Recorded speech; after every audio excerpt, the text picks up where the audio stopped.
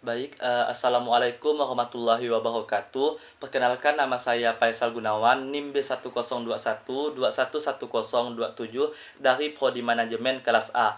Nah, di video kali ini saya ingin membahas ataupun menyampaikan 5 insight yang dimana dari video Bapak kirim di grup mengenai ini kita masuk ke video kedua mengenai perencanaan agregat dan SLS dan OP atau Operation Planning.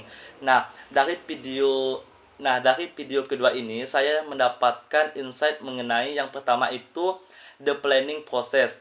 Maksud dari the planning process ini atau disebut dengan ada serangkaian proses untuk melakukan perencanaan tersebut yang dimana bisa dibagi menjadi tiga, yakni diantaranya ialah rencana jangka panjang, yang kedua rencana jangka menengah, dan yang ketiga itu rencana jangka pendek.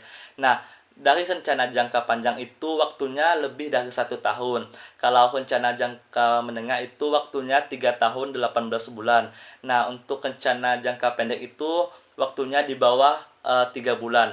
Perencanaan penjualan dan operasi memiliki arti yang diantaranya suatu proses untuk menyeimbangkan sumber daya atau internal dan eksternal dan permintaan yang diramalkan.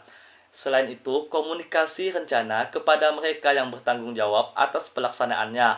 Yang ketiga, menyelaraskan permintaan bersaing organisasi dari rantai pasokan dengan pelanggan akhir. Selanjutnya, mengaitkan perencanaan strategis dengan operasi di semua rentang waktu perencanaan. Selanjutnya kita masuk ke insight yang kedua. Nah, di sini di insight kedua terdapat agregat planning. Maksud dari agregat planning itu merupakan suatu rencana yang menyertakan tingkat ramalan untuk kelompok produk barang jadi, persediaan, kekurangan dan perubahan tenaga kerja. Terdapat beberapa rincian pada agregat planning untuk melakukan sesuatu yang diantaranya itu uh, pertama itu menggabungkan sumber daya yang sesuai. Yang kedua, bagian dari sistem perencanaan. Yang ketiga itu disagregasi atau memecah rencana menjadi lebih detail. Yang keempat itu disagregasi menghasilkan jadwal produksi induk. Nah, maksudnya itu tabel waktu yang merinci apa yang akan dibuat dan kapan pelaksanaannya. Nah, selanjutnya kita masuk ke insight yang ketiga. Nah, di insight yang ketiga ini terdapat dua hal perekrut yang diantaranya itu ada capacity of vision dan demand of vision. Nah, di sini saya ingin menjelaskan ataupun menjabarkan arti dari capacity of vision dan demand of vision. Nah, yang pertama itu tadi kan ada capacity of vision. Nah, di sini capacity of vision ini bagaimana kita tidak akan pernah lupa untuk memperhatikan tingkat persediaan. Nah, terdapat pembahasan mengenai capacity of vision itu yang pertama itu ada mengubah tingkat persediaan. Maksudnya itu meningkatkan persediaan dalam periode permintaan rendah untuk memenuhi permintaan tinggi di masa depan. Yang kedua itu ada mengubah atau mengubah-ubah jumlah tenaga kerja dengan merekrut atau memberhentikan suatu karyawan yang bekerja di perusahaan. Nah, itu disesuaikan dengan tingkat produksi dengan permintaan. Yang ketiga itu ada memvariasi tingkat produksi melalui kerja lembur atau waktu kosong oleh oleh suatu karyawan pada perusahaan yang dia tempat bekerja. Nah, di sini memungkinkan atau menjaga jumlah tenaga kerja yang konstan dengan mengubah jam kerja. Yang keempat ada subkontak. Nah, maksud dari subkontak ini itu tindakan sementara selama periode permintaan puncak. Selanjutnya yang kelima yaitu penggunaan tenaga kerja paruh waktu. Nah, maksud dari penggunaan tenaga kerja paruh waktu ini bagaimana perusahaan berguna untuk mengisi posisi tidak terampil atau terampil rendah terutama di bidang jasa. Selanjutnya saya akan menjelaskan pembahasan mengenai demand of fashion. Nah, demand of fashion ini bagaimana kita tidak akan pernah lupa untuk memperhatikan tingkat permintaannya.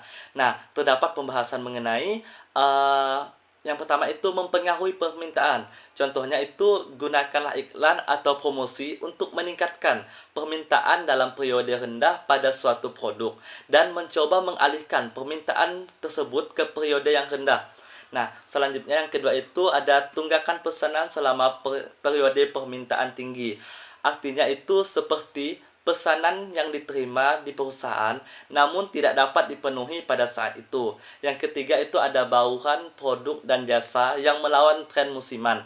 Nah, dapat mengembangkan bauran produk yang melawan tren musiman. Selanjutnya kita masuk ke insight yang keempat.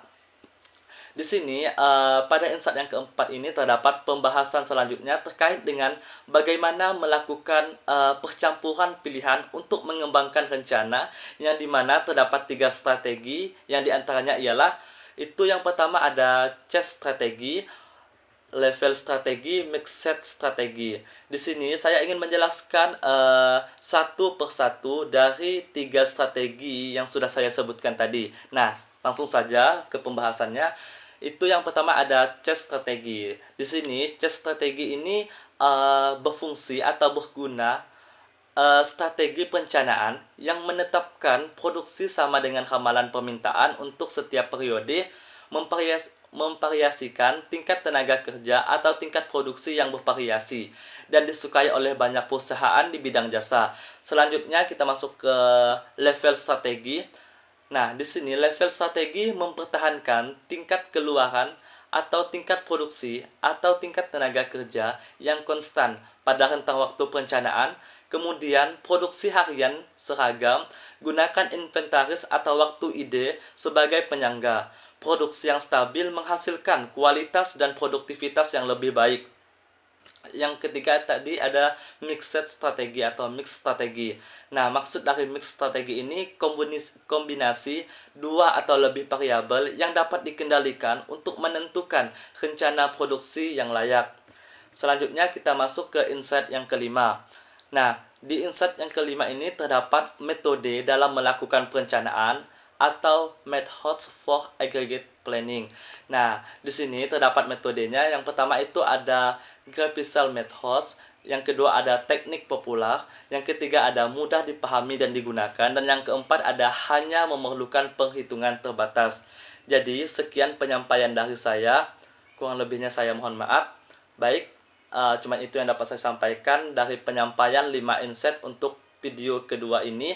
Sekian dan terima kasih. Wassalamualaikum warahmatullahi wabarakatuh.